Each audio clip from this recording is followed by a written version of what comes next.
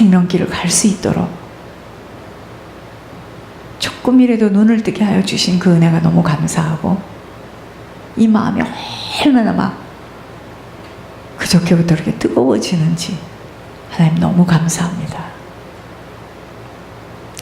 수요일날 저희들이 위기 속에서 먼저 해야 할 일이 뭔가, 이스라엘 백성들이 가나안을 목전에 두고 그들이 전쟁 준비도 하고 전투력을 세워야 되는 그들이요, 할례를 행합니다. 현실하고 안 맞아, 그죠? 할례를 행해요. 그러면서 육신의 모든 생각, 육신의 소망, 의도를 다 버립니다.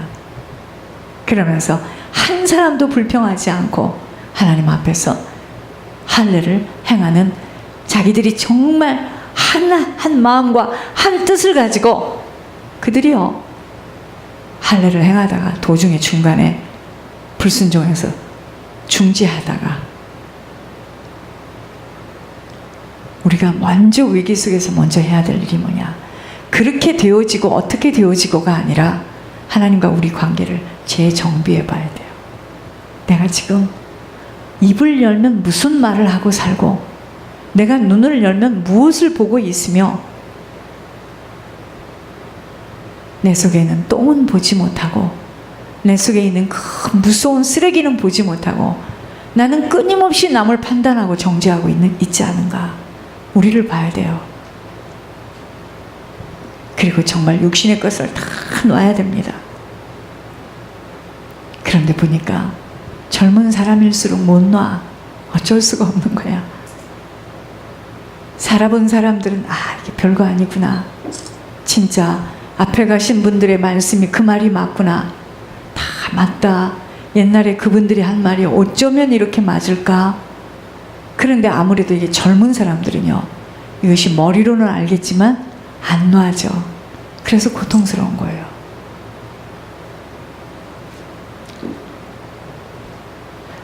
오늘은 잠언서 21장입니다. 잠언서 21장.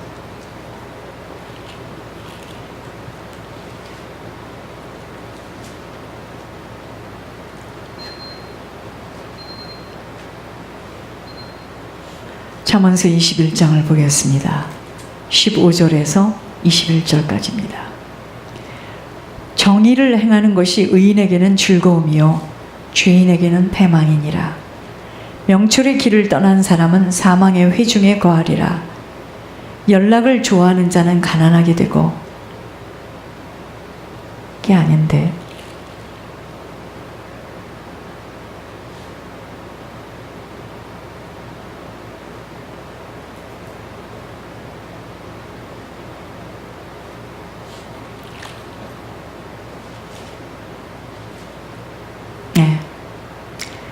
연락을 좋아하는 자는 가난하게 되고 술과 기름을 좋아하는 자는 부하게 되지 못하느니라. 악인은 의인의 속전이 되고 사악한 자는 정직한 자의 대신이 되느니라. 다투며 성내는 여인과 함께 사는 것보다 광야에서 사는 것이 나으니라. 지혜 있는 자의 집에는 귀한 보배와 기름이 있으나 미련한 자는 이것을 다 삼켜 버리느니라. 공의와 인자를 따라 구하는 자는 생명과 공의와 영광을 얻느니라. 오늘 저희들의 금요일날 주신 하나님의 말씀은 의인의 삶입니다. 의인의 삶. 살아가는 길에요, 두렵고 떨려서 무서워할 것은 사람이 아닙니다. 환경이 아니에요. 몸과 영혼을 수월의 골짜기 지옥에 떨어뜨릴 수 있는 오직 하나님 한 분밖에 두렵지 않습니다. 깨달아야 하는 우리 모두예요. 살아간 길에서 우리가 두렵고 떨려서 무서워할 것은 오직 우리 몸과 영혼을 지옥으로 떨어뜨릴 수 있는 그 하나님 무서워해야 됩니다.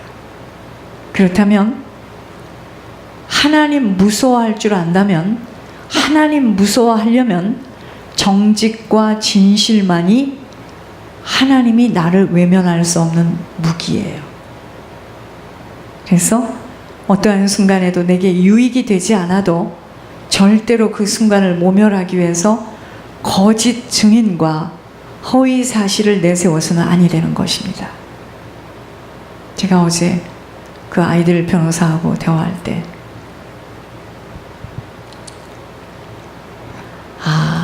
그래서 직업이 변호사인 사람들은 말을 그렇게 하는구나. 왜 우리 큰애가 말을 그렇게 할까? 내가 어저께 좀 이해가 갔습니다. 뭐든지 다 신문식이야. 범죄 잡는 자 막 잡는 식이래. 두려울 게 뭐 있습니까? 그죠? 정직하지 못할 때 사단에게 급습한 공격을 받게 되어 있기 때문에 거짓과 포장 위선들은 모두 다 드러나게 되어 있고 숨은 것들 밝히 나타나게 되어 있기에 어느 것도 감출 수 없기 때문에 그냥 나에게 손해가 온다 할지라도 나를 좋아하지 않는다 할지라도 있는 그대로 말을 해야 됩니다. 교회와 목회자를 괴롭히며 거짓으로 헐뜯고 공격한 개인과 가정, 가문이 이제까지 부흥되고 형통한 자로 성공된 가문으로 살아간 일은 없어요. 왜냐하면 교회의 참 뜻과 세워주신 목회자의 위치는요, 하나님의 관리 속에 있습니다. 조상의 가문 윗 어른들 중에 교회를 흔들고 주의 종을 헐뜯고 공격한 자들로 인한 후손과 후대들이 받는 그 죄의 보응은 엄청나다는 것을 우리가 한시도 잊지 않아서 정말 조심조심 걸어가야 합니다. 남은 시간이 되어야 합니다. 앞에 걸어간 분들을 보면서 정말 주의해야 합니다. 저를 만났던 제가 목회 속에서 그 전에야 부교육자 시절이니까 그렇다 치지만 목회를 하는 과정에서 그렇게 힘들게 했던 몇 분들이 있었어요. 안쓰럽고 안타깝습니다. 사람은요, 외부로 드러난 행위를 보고 옳고 그름을 결정하는 경향이 있지만 하나님은요, 그 행위의 동기를 평가하세요. 그래서 모든 사람들은 스스로 의인인 것 같이 하지만 하나님은 심령을 감찰하시기에 정직한 삶이 없는 신앙의 행위는 아무런 가치가 없어요. 그래서 우리가 말씀대로 순종하며 살아야 합니다. 사무엘이 이르되 여호와께서 번제와 다른 제사를 그의 목소리를 청종하는 것을 좋아하심같이 좋아하시겠나이까. 순종이 제사보다 낫고 듣는 것이 숫 양의 기름보다 나으니 이는 거역하는 것은 점치는 죄와 같고 완고한 것은 사신 우상에게 절하는 죄와 같음이니라. 여러분, 하나님의 자녀라고 예배에 참여한다는 이 사실이 나의 삶 속에서 내가 의롭게 살지 못하는 그 의무를 면해주지 않아요. 감해주지 않습니다. 다시 말하면 내가 예배를 아무리 드리고 있어도 내 삶이 하나님 보시기에 의롭지 않다 할 때는 하나님은 내가 해야 될 그 의무를 감해주지 않아요. 봐주지 않는다 이 말입니다. 즉 하나님은 우리들에게 삶의 현장에서 철저하게 하나님의 말씀에 순종을 요구하고 계세요. 하나님이 명령하신 것을 그대로 지켜 행하기를 요구하고 계십니다. 하나님이 완전하신 감찰에 의하여 하나님 다 죄를 드러나게 하시며 결국은 하나님으로부터 정죄를 받고 징벌을 당하게 된다는 것을 안다면 죄를 무서워야 한 밖에 없어요. 그래서 남의 말을 그렇게 무섭게 할 수가 없습니다. 내 죄를 보니 뿌린 것들을 반드시 거둬야 하기 때문이에요. 하나님의 진노가 불의로 진리를 막는 사람들의 모든 경건하지 않음과 불의에 대하여 하늘로부터 나타나나니 이는 하나님을 알만한 것이 그들 속에 보임이라. 하나님께서 이를 그들에게 보이셨느니라. 스스로 속이지 말라. 하나님은 업신여김을 받지 아니하시나니 사람이 무엇으로 심든지 그대로 거두리라.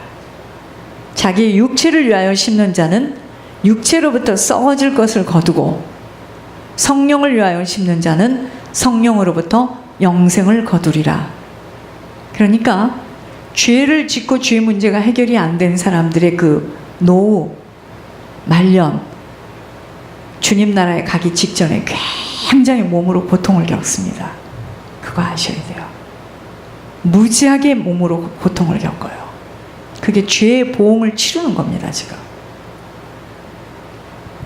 너희가 다름질을 잘하더니 누가 너희를 막아 진리를 순종하지 못하게 하더냐. 그 권면은 너희를 부르신 이에게서 난 것이 아니니라. 죄의 보응이 얼마나 무서운 줄을 안다면 죄에 대해서 경각심을 가져야 합니다. 하나님은 공의의 하나님이시기에 반드시 의와 공평으로 하나님이 하시고자 하는 것이 반드시 이루어져요. 하나님을 믿지 않고 내 뜻대로 잘못 오해하고 편견과 올바르지 못한 행함을 저지르는 악인과의 투쟁을 전개해 나갈 때 우리들의 스스로의 힘과 능력으로는 승산이 없어요. 사단이 개입되는 일이기 때문에.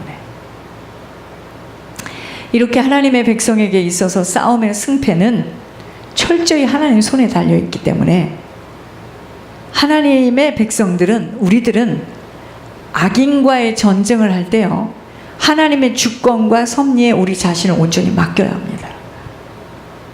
악인들의 특징은요, 거짓말을 일삼습니다.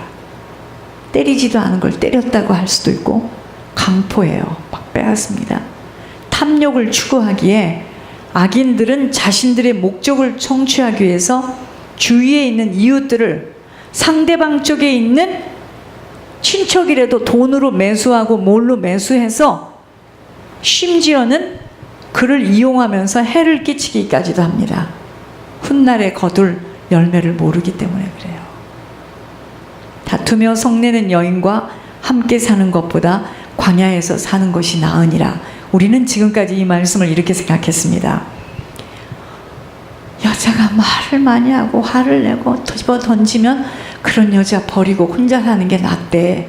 이렇게 우리는 생각했죠. 이 본문에서 다투는 여인이 바로 악인들의 특징으로 표하고 있습니다. 정상적인 가정에서의 부부관계를 통하여 하나님의 지혜를 온전하게 실행해 나갈 수 있는 것이기에 하나님의 지혜의 실행을 막고 방해하는 자와의 삶은 천국을 지행하는 자로서는 살아가기가 그리도 어려워요. 무슨 말이냐면요, 구원을 이루기 위해서 달려감을 방해하는 자와의 삶은 지속하기 정말 어렵습니다. 성격이나 체질이 다른 것은요, 맞춰 살 수가 있어요. 영혼에 관한 생명길을 방해하는 싸움은 치열할 수밖에 없다는 것입니다. 즉, 한 길로 달려갈 수 없어 생명에서 한 길로 달려갈 수 없다면 악인이 회개해서 사망에서 생명으로 넘어오든가 아니면 두 갈래 길로 나누어지는 것은 시간 문제이지 인생길은요, 한 길로만 갈 수 있게 되어 있습니다. 안 사라집니다. 사망이 아니면 생명길을 걷고 있기에 또 어떤 사람은 사망길을 걸어도 방해하지 않고 무관심 속에서 각자의 길을 간다면 그것은 또 다른 이야기입니다. 계속 방해하면서 공격해 올 때는 두 길로 각자가 다른 인생의 길을 결국은 걷게 됩니다. 하나님의 지혜는요, 아까 하나님의 지혜를 온전하게 실천해 나갈 수 있는 것은 정상적인 가정에서의 부부관계를 통하여 하나님의 지혜를 실천할 수 있는 겁니다. 자, 하나님의 지혜가 뭘까요? 천국이에요. 천국. 오직 구원입니다. 천국을 향하여 달려갈 수 없도록 만드는 자와의 삶은 천국을 목표로 달려가는 자에게는 절대로 사라지지 않게 어려워요. 공유할 수 없는 삶이 되기에 두 갈래로 걸어갈 수밖에 없게 되는 것입니다. 시간 문제지 이것은 언젠가는 갈라지게 돼 있어요. 그러나 성격이나 체질이나 무슨 돈의 문제로 어려움이 왔다. 이것은 얼마든지 타협해서 맞춰갈 수가 있습니다. 그러나 영적인 것은 절대로 합해질 수가 없어요. 시간 문제이지 그건 언젠가는 두 길로 가게 돼 있습니다. 아니면 그쪽에서 이 생명으로 넘어오든가 그러면 이제 한 길로 가는 겁니다. 그러나 타협선에서 자신들의 육신의 욕구와 소욕 때문에 대충 맞춰 살아가겠다고 사망길을 가는 자와의 동행을 과감히 결단하며 걸어가는 자도 있지만 그러한 인생의 결말은 정말 비참해질 수밖에 없음이 생명이 고갈된 인생은 파멸 그 자체입니다. 그러한 사람은요, 명철의 길을 떠난 사람으로 이 사람은 사려가 깊은 곧 쥐의 통찰력을 멸시하고 훈계받기를 거부하는 자로 진리의 가르침을 쫓아 살지 않는 자입니다. 이러한 자의 인생은 결국 이생의 자랑과 안목의 정욕을 쫓아 살다가 파멸로 나아가기 마련이므로 왜 그렇게 됐죠? 그 악함 때문에 구원을 얻지 못하며 결과적으로는 도리어 의인의 형통을 위해 이용되어지는 꼴이 되고야 마는 것입니다. 마치 이스라엘을 포로의 신분에서 해방시키는 공헌을 했던 고레스가 결국은 뭐죠? 징벌을 받고 말았던 것처럼 쓰임받고 버려진다 이 말이죠. 다투며 성내는 여인 곧 악인을 만나서는 아니 되는 말씀으로 받아야 합니다. 평안과 화목이 넘치는 가정을 꾸미려면 상대를 선택할 때 호전적이고 성내지 않는 배우자를 만나도록 신중해야 한다는 것입니다. 그렇게 하고 싶지 누가 결혼할 때 막 성내고 막 던지고 깨부수고 이런 사람이다 하고 좋아서 그날 걸어간 사람이 누가 있겠습니까? 그런데 무슨 말씀인지요?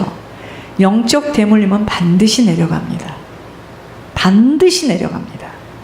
그래서 오직 회개함으로 조상이 뿌린 10죄의 죄에 대한 철저한 회개가 무엇보다도 필요해요. 우리들의 자녀가 그러한 배우자를 만나고 싶어서가 아닌 부모가 뿌린 것들에 의하여 그런 어머니와 같은 인생으로 끌려가야 하기에 중독에 걸린 아버지를 둔 자녀는 다시 중독에 걸린 남편을 만나 그토록 어려운 과정을 치러야 하는 것, 모든 것들이 다 대물림의 열매입니다. 후손들은 부모와 조상의 열매를 반드시 거두게 되기에 죄송합니다. 이혼의 씨를 뿌린 가문에는 이혼이라는 열매를 원튼 원치 않든 맺어지게 되어 있음이 공의의 법칙 속에서 뿌린 것들을 거두게 하시는 영적 원리 때문이에요. 그래서 우리 모두에게는 하늘의 지혜가 무엇보다도 필요하다는 것입니다. 미래를 보는 날카로운 판단력과 아울러 검소한 생활을 통해서 오직 하늘의 그 모든 보화를 쌓아가야 하는 것만이 의인의 삶으로 미래를 준비하는 자로 죄의 보응을 회개로 치러가야 하는 것입니다. 하나님을 신뢰하고 하나님만을 따라가려는 자들은 반드시 핍박과 방해 조작이 끊이지 않는다는 것으로 그것이 바로 부모의 죄의 보응을 반드시 치러야 하는 대가의 인생으로 그때부터는 사단과의 결전이 만만치 않습니다. 절대로 쉽지 않습니다. 그러나 천국을 소망하며 천국에 그 모든 힘을 쏟는 자들은 관대하게 행할 수밖에 없음이 다 가졌기 때문이에요. 천국 가졌잖아요.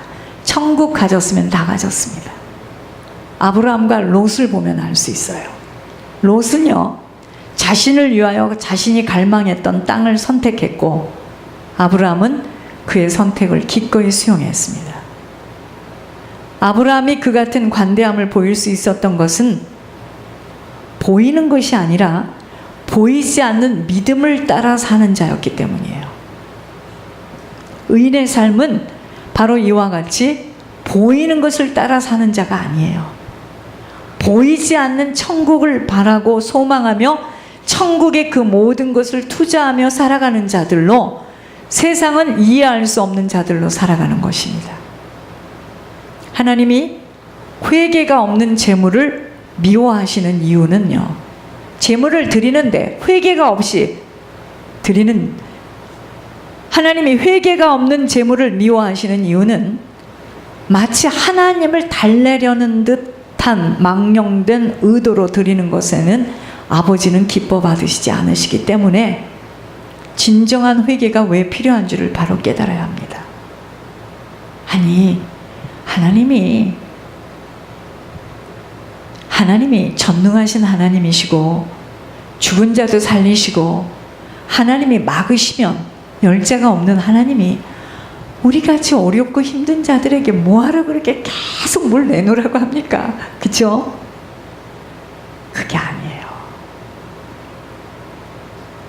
오직 천국과 오직 하나님 한 분으로 만족하는 자에게는 목에 칼이 들어와도 자신이 목도한 진실을 끝까지 증언하게 되는 것처럼, 하나님을 믿는 의인의 인생은요, 땅의 것들을 초계같이 버릴 수 있어야 합니다. 의인의 삶은 세상과 맞지 않는 인생이에요. 빛과 소금의 삶을 살아가야 하는 것입니다. 그럼 의인의 삶은 어떤 삶인가? 더불어 사는 삶이에요. 약자 편에 서서 그들의 소리를 들을 수 있는